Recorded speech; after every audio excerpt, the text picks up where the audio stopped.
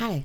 So, as promised, I'm going to get some of these videos up that kind of show what happened with my accident and a little bit about my story as to why I was fleeing the state of Florida for New York and going to my sister's. And so, this first video was never meant for anything to be posted. So, it's a really rough and really raw video.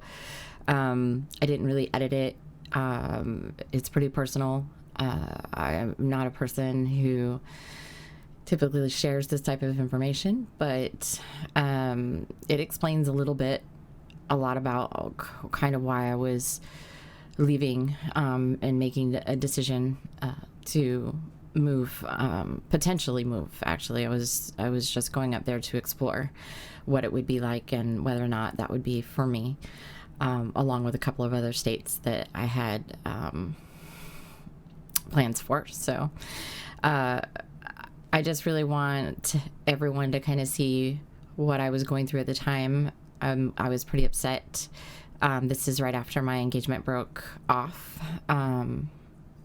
which is, not by my choice, but I had to make a decision and I had to do some things, and this kind of explains it. From there, we split the videos up into a couple of different parts so that you could kind of see what happened.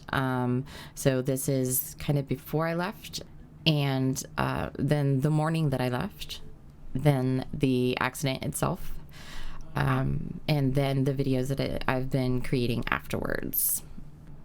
Some of it might be hard to watch. We didn't edit a lot of the video. I think I say it in a couple of my other video clips that we may or may not get up today, but we'll get up over the next week or two. That I'm keeping everything pretty unedited, because I think that a lot of the videos that we watch and a lot of the things that I was looking for when I was really trying to find somebody with a similar story seemed to be a lot of edited videos that really aren't showing some of the emotion that I was really feeling or resonating. And I want to show that. I want to show what it looks like in all of its awful, ugly glory to break up and try to decide to do with your life going forward at 46. So I'm hopeful that this maybe even helps somebody else, which is why I always do things. Besides the fact that I'm finding it incredibly therapeutic to talk to the camera and to do these little mini clips and to just kind of put my stuff out there. For anybody who knows me, they know I love to talk.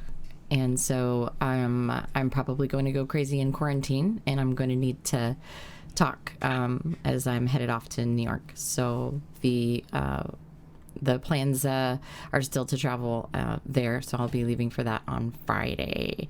So hopefully, let me know. Give me some feedback on some of the video. I think we put the warning on the video right before it gets intense on the accident itself, which is just, hearing me. I left a lot of that. We didn't take the audio out for that, just so that you could kind of see what really happened. So I would say enjoy, but that's not really kind of a fun thing to say for this. So I'll just say, let me know. I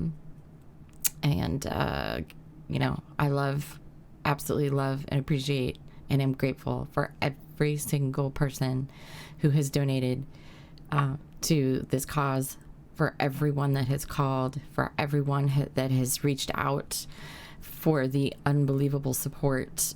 It has been incredible. I don't even know where to begin, honestly. I've been so overwhelmed with it. It's been incredible.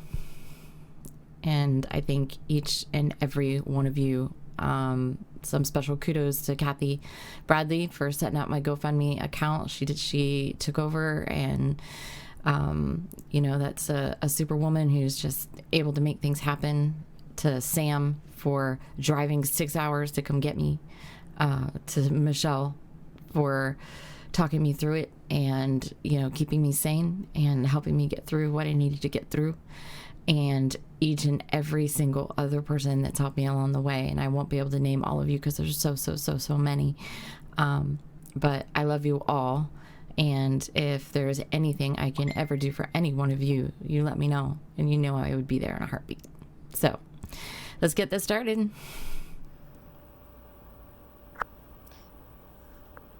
So we are back again.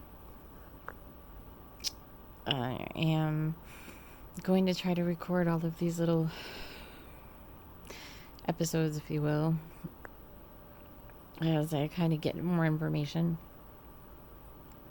And I am learning on my little journey here. I've been doing a lot of searching for YouTube videos on women that are kind of going through the same thing and going through maybe the same kind of journey. And I haven't really found anything similar.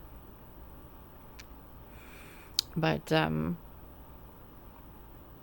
know, I'm a pretty private person, so I don't know that I'll ever really make this public. But I think it feels good to talk to the camera at least.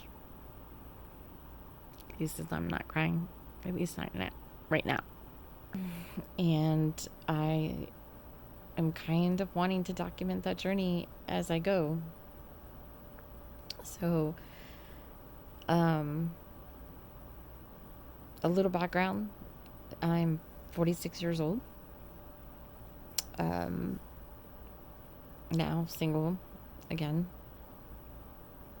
I was married for 20 years, divorced, was on my own for a year, engaged, broke that engagement off after 4 years of being used and manipulated in that relationship, and jumped right into another one that was with an alcoholic.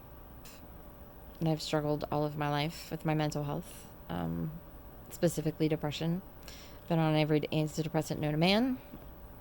I've been and tried self-medicating all of them, you know, throughout the years and things like that. Nothing really works.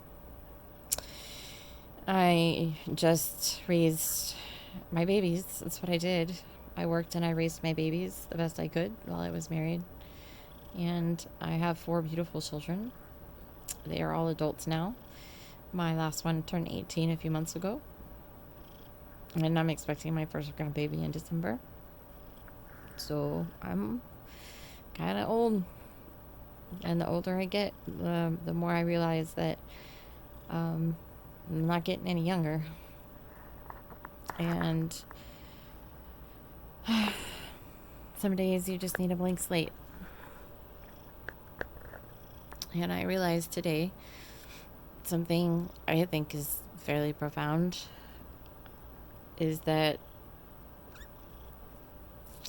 through my life for the last 46 years, I've never made a decision on my own by myself. Just me. No one else. No input. No effect. No nothing. Just me. 46. That's never happened. You know, I was in a relationship by 15.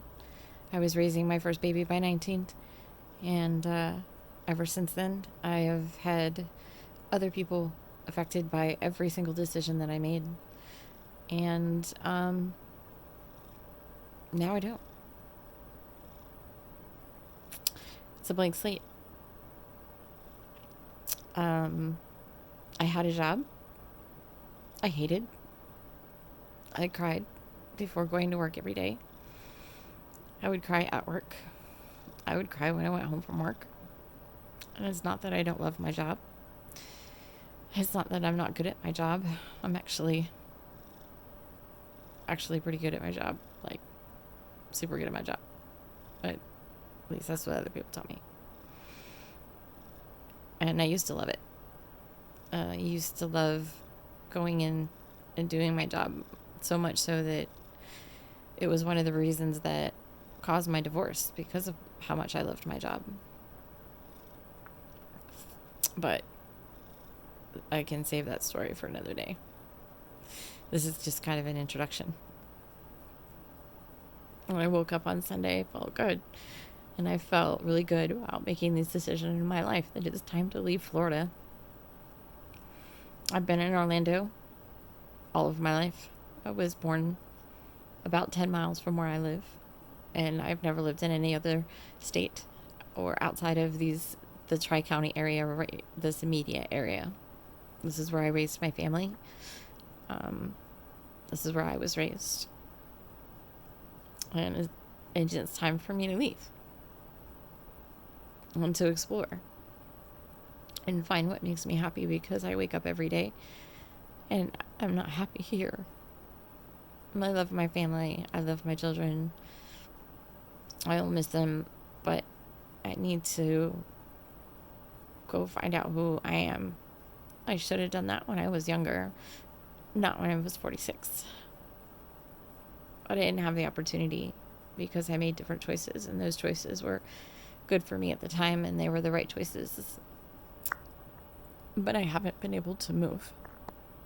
Like, physically move. Like, I can't physically get out of the bed. I want to go to New York to be with my sister. She's invited me to come to her home and be in her home and be with her and be around people that love me and care about me and have been through what I've been through and help me through this really hard part, which is my addiction to my ex. And it's a serious addiction, because this type of narcissistic